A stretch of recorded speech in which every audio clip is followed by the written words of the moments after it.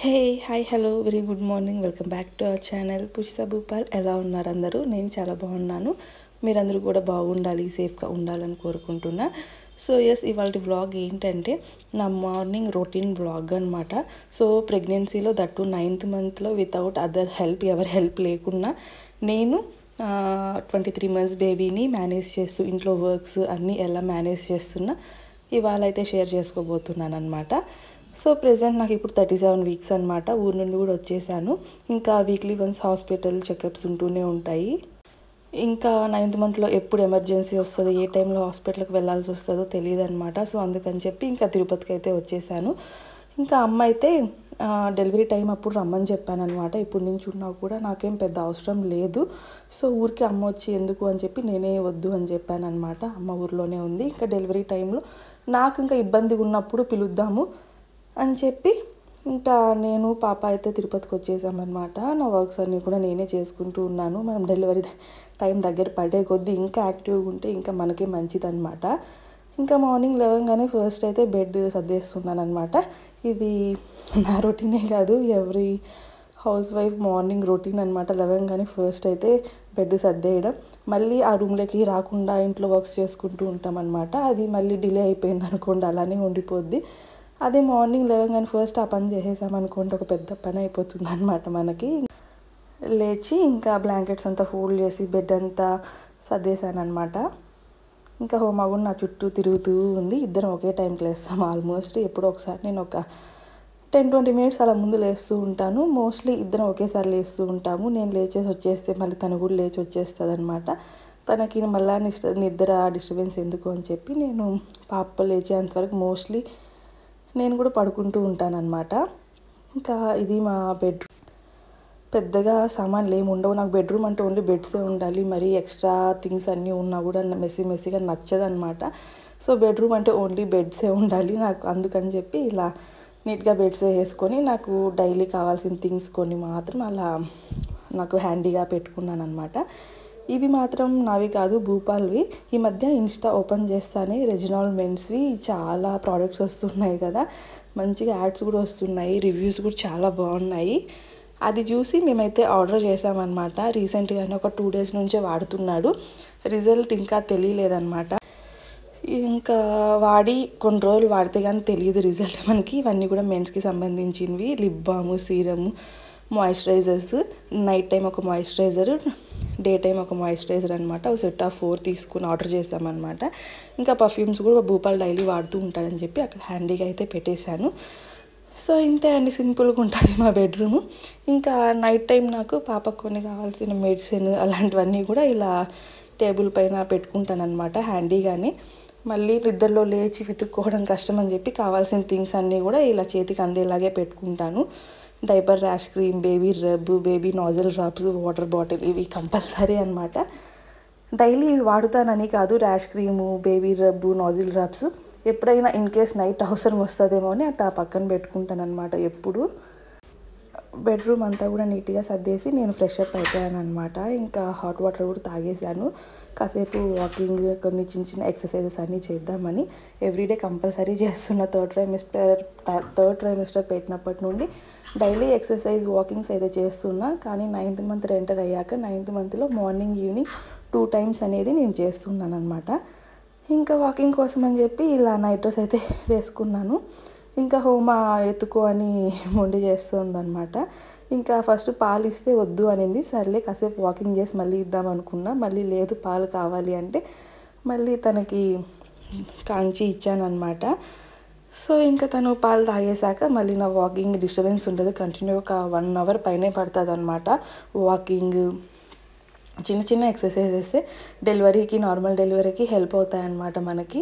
Already నేను video నిన్న post చేశాను నార్మల్ డెలివరీ కోసం. బేసిక్ సింపుల్ ఎక్సర్సైజెస్ ఇంట్లో మనం చేసుకునేవి. సో కావాలి అనుకుంటే చూడండి. మీకు తెలిసిన వాళ్ళు ఎవరైనా ఫ్రెండ్స్, రిలేటివ్స్ ఇలా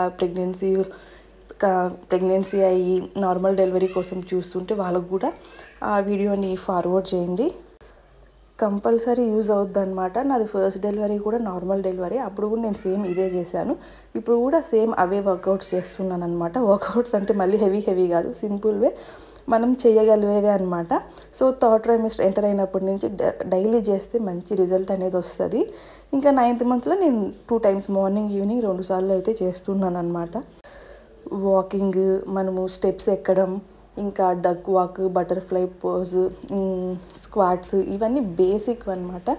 ఇవి చేయడం వల్ల మనకు చాలా అంటే చాలా హెల్ప్ అవుద్ది. ఫస్ట్లో నేను ఏం అవసరం అవుద్ది ఏమి ఇవన్నీ అనుకున్నా కానీ చాలా హెల్ప్ అవుతాయి అన్నమాట. ఇంకా వాకింగ్కి అన్నీ రెడీ అయిపోయినాయి. షూ వేసుకొని చేస్తే కొంచెం నడవడానికి ఈజీగా ఉంటుంది, కాళ్ళు నొప్పి అలా అనిపించవన్నమాట. ఫస్ట్ అయితే వాకింగ్ చేస్తాను, కొంచెం బాడీ ఫ్రీ అవుద్ది. డైరెక్ట్గా మనము బటర్ఫ్లై పోజు, స్క్వాట్స్ ఇలా చేయడానికన్నా కొంచెం వార్మప్ లాగా ఉంటుంది అనమాట. వాకింగ్ ఫస్ట్ చేసి తర్వాత స్టెప్స్ ఎక్కడం దిగడం ఇలా చేస్తే కొంచెం వార్మప్ లాగా కూడా ఉంటుంది. తర్వాత మనం అన్నీ చేసుకోవచ్చు అనమాట. ఫస్ట్లో కొంచెం కష్టంగా ఉంటుంది, మనం డైలీ చేయంగా అసలు తెలియదు అనమాట. ఈజీగా అనిపిస్తుంది. నాకు ఫస్ట్లో చాలా కష్టంగా అనిపించేది. ఇప్పుడు అలవాటు అయిపోయి టైం అయితే ఈ టైంకి నేను ఇవన్నీ చెయ్యాలి అని అలవాటు అయిపోయింది అనమాట. ఫాస్ట్గానే చేసేస్తాను, పెద్ద టైం తీసుకోదు. వాకింగ్ కొంచెం లేట్ అవుతుంది అనమాట. 45 minutes కంపల్సరీ చేస్తా. తర్వాత ఈ ఎక్సర్సైజెస్ అన్నీ తొందరగానే అయిపోతాయి అన్నమాట. పెద్ద హెవీ ఏం కాదు. ట్రై చేయండి. అండ్ మీ ఫ్రెండ్స్ కానీ ఫ్యామిలీ మెంబర్స్ ఎవరికైనా తెలిసిన వాళ్ళకి, ఇలా డెలివరీ దగ్గరలో ఉన్న వాళ్ళు, ప్రెగ్నెన్సీకి ఉన్న వాళ్ళకి తప్పకుండా షేర్ చేయండి. నార్మల్ డెలివరీకి ఖచ్చితంగా యూజ్ అవుతుంది అనమాట. సో నా morning simple exercises normal delivery కోసం అయితే అయిపోయినాయి. ఇంకా వంట అయితే చేసేసాను. ఇవన్నీ క్యాప్చర్ చేయలేదు. ఫుల్ స్వెట్టింగ్ అనమాట. ఈ వర్కౌట్స్ చేసి మళ్ళీ ఇంట్లోకి రావాలి అంటే ఎంత స్వెట్టింగ్ ఉంటుంది. దట్టు వంట రూమ్లోకి రావాలంటే ఇంకా కష్టంగా ఉంటుంది అనమాట. ఫుల్ స్వెట్టింగ్ వస్తుంది. కాసేపు వంట చేస్తే కాసేపు బెడ్రూమ్లో వచ్చి ఏసీ వేసుకొని కూర్చోవడం ఇలా చేస్తున్నాను అనమాట. అందుకని నేనేం క్యాప్చర్ చేయలేదు.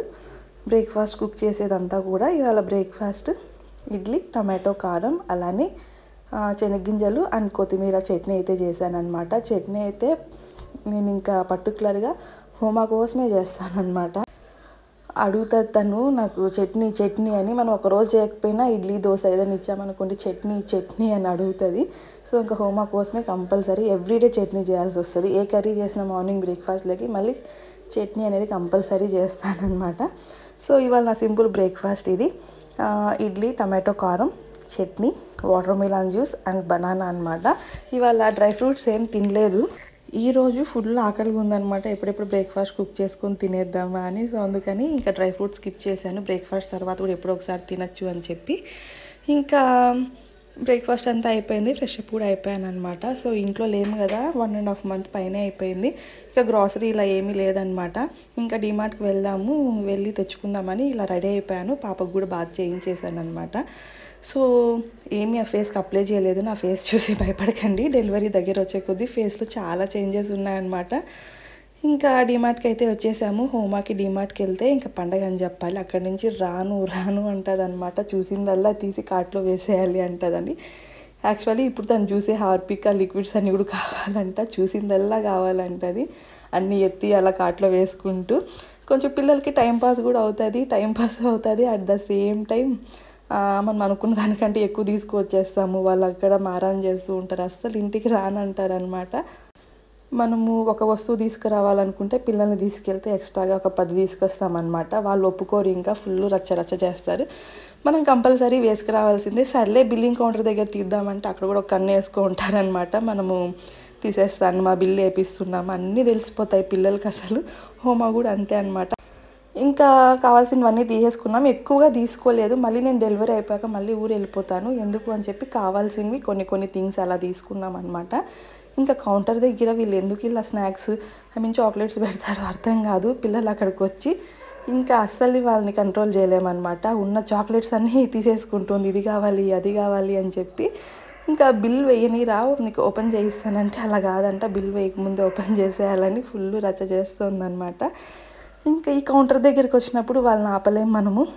ఒకటి మనం వాళ్ళకి కావాల్సింది ఇది చేయాలి, లేదంటే ఆ కౌంటర్ దగ్గర చాక్లెట్ స్టాండ్ లేకుండా చేయాలన్నమాట. 2 కుదరని పని. ఇంకా కావాల్సినవి తీసుకొని ఫస్ట్ తను ఒక చాక్లెట్ బిల్లింగ్ వేయించి మిగతావన్నీ బిల్లింగ్ వేయించుకున్నాం అనమాట. తినడం పక్కన పెట్టేసి ఆడత అన్నీ చూసుకుంటూ ఉంది. వాళ్ళు తినాలని కాదు, చూస్తే అది ఓపెన్ చేసి ఇచ్చేయాలన్నమాట. తినడం సెకండరీ, వాళ్ళకి చూస్తేనే దాన్ని ఓపెన్ చేసి ఇచ్చేయాలి.